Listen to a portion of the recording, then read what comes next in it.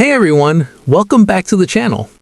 Today, I'm going to show you how to design a KPI dashboard in Tableau, so you can track business performance with clear and interactive visuals.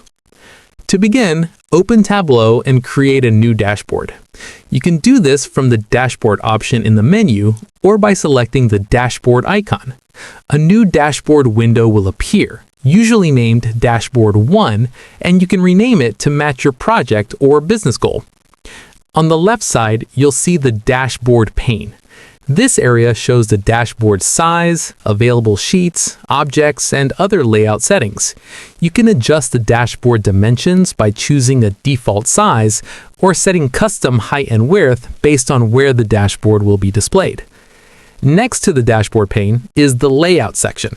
This is where you control the visual appearance of the dashboard, including borders, background, spacing, and positioning. Adjusting these settings helps create a clean and professional business layout.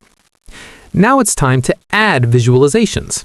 Drag and drop the sheets you created earlier directly onto the dashboard. You can resize charts, reposition them, and organize them so key performance indicators like sales, profit, or growth trends are easy to read. You can include multiple sheets to build a complete business overview. To make the dashboard more interactive, add objects such as text boxes, buttons, web content, or extensions. These elements help explain KPIs, guide users, or connect the dashboard to additional resources. Once the visuals are placed, finalize the dashboard by arranging important charts together. For example, you might show sales trends, profit forecasts, and category performance in one clear view, along with legends that explain the data on the side. Next, add filters to allow users to explore the data. You can apply a filter such as month or date to a chart, then display it as a slider or selector on the dashboard.